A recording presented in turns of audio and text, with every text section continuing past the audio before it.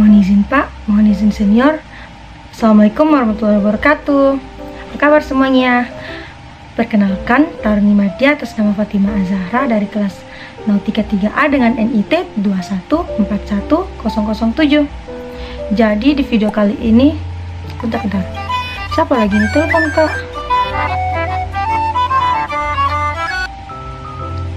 Assalamualaikum Fatimah. Waalaikumsalam. Kenapa Ki Sister? Jadi begini, mau Kak belajar tentang jaringan komputer. Oh, kebetulan ada video materi kok tentang itu. Oh iya kah? Ayo Mi sama-sama Ki belajar supaya sama-sama Ki juga paham. Oh oke deh, kesana Kak. Ayo Mi. Jalan Mbak. Oke deh. Assalamualaikum. Datang kok. Sini kok. Duduk kok. Oh iya, duduk di sini Mas saja nah. Jadi begini, ini tuh sekarang belajar Kak tentang jaringan komputer. Nah, ada dua bagian dari jaringan komputer ini yang susah sekali kupahami. Yang pertama itu komputer server dan yang kedua itu modem. Jelaskan Kak dulu supaya bisa Kak juga pahami. Ih, kebetulan sekali. Itu juga yang saya mau bahas di ini video. Bagaimana kalau langsung kita bahas sama-sama? Deh, iyo. Ayo Mi. Ayo Mi. Jadi, di video kali ini saya akan memaparkan materi singkat mengenai komputer server dan modem. Yuk kita simak videonya sama-sama. Check it out. Kalian pernah bertanya-tanya apa itu komputer server? Nah, mari kita bahas yuk.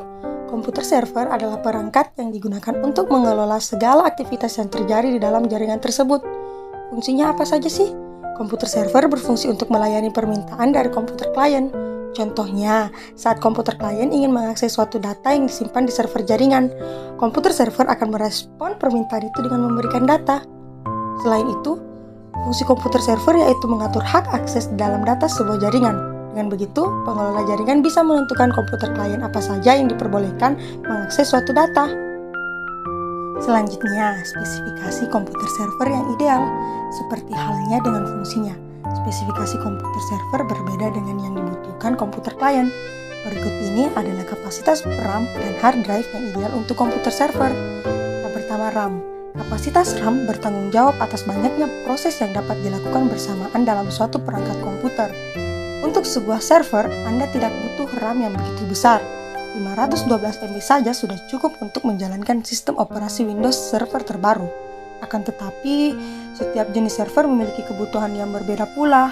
Untuk web server, misalnya, Anda harus memiliki memori yang cukup untuk menjalankan konten manajemen sistem, panel kontrol, scripting language, dan database. Kapasitas minimal RAM yang direkomendasikan untuk jenis server ini adalah 2 GB. Lain lagi dengan jaringan lokal. Untuk server seperti ini, RAM harus disesuaikan dengan jumlah komputer klien. Setidaknya Anda perlu 8 GB agar jaringan dapat berjalan dengan lancar. Selanjutnya, penyimpanan. Ada dua hal yang perlu dipertimbangkan ketika memilih perangkat penyimpanan untuk server, yaitu jenis perangkat dan kapasitas. Untuk jenisnya, Anda boleh saja menggunakan HDD, namun SSD lebih dianjurkan karena memiliki kecepatan penyimpanan yang lebih tinggi dari HDD. Seperti RAM, kapasitas minimal penyimpanan juga tergantung penggunaan servernya. Web server dengan RAM 32 GB sudah cukup untuk mengakomodasi website dengan traffic yang tidak begitu tinggi. Kapasitas yang dibutuhkan akan berbeda jika Anda ingin membangun jaringan komputer lokal. Server kantor misalnya, membutuhkan penyimpanan yang jauh lebih besar karena digunakan untuk menyimpan file yang dalam jumlah yang lebih banyak. Nah, itu dia materi singkat tentang komputer server. Selanjutnya kita akan berpindah ke materi selanjutnya. Sekarang materinya tentang modem. Seiring berkembangnya zaman semakin maju dan semakin dilengkapi dengan teknologi-teknologi yang canggih, terutama teknologi internet, di mana internet sudah memiliki jangkauan yang sangat luas, bahkan bisa diakses ke seluruh pelosok Indonesia. Nah, kini perkembangan internet sudah semakin mudah diakses loh. Alat penyedia sinyal internet ini disebut dengan modem. Tentunya Anda sudah mengenal modem ini kan? Pasalnya, modem digunakan untuk mengakses internet loh. Dengan modem ini, kebutuhan dalam mengakses internet menjadi mudah, bahkan sangat berpengaruh baik membuat kinerja yang berhubungan dengan internet itu semakin lebih mudah. Tapi, tahukah Anda apa itu pengertian modem? Apa saja fungsi dan jenis modem itu? Mau tahu jawabannya? Yuk, simak selengkapnya. Modem merupakan singkatan dari modulator, demodulator, di mana kedua kata ini menjadi arti yaitu modulator, merupakan bagian yang berfungsi untuk mengubah sinyal informasi menjadi sinyal pembawa yang siap dikirimkan. Sedangkan arti dari demodulator merupakan bagian untuk memisahkan antara sinyal informasi dari sinyal pembawa yang diterima dengan baik. Dengan kata lain, modem adalah jenis alat komunikasi dua arah. Yang selanjutnya, kita masuk ke macam-macam modem. Yang pertama, ada modem ADSL. Modem ADSL berasal dari singkatan Asymmetric Digital Subscribe Line, merupakan alat untuk mengakses internet dan menggunakan telepon analog secara bersamaan, di mana cara penggunaannya dibantu menggunakan alat penghubung yang disebut dengan splitter.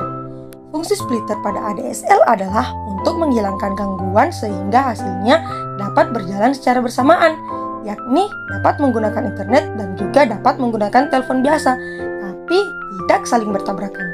Yang kedua, ada modem kabel. Modem kabel adalah jenis modem yang digunakan untuk menerima data secara langsung dari suatu penyedia layanan melalui TV kabel. Yang ketiga, ada wireless modem. Wireless modem atau dalam bahasa Indonesia disebut dengan nirkabel adalah teknologi yang menghubungkan dua piranti untuk bertukar data tanpa media kabel.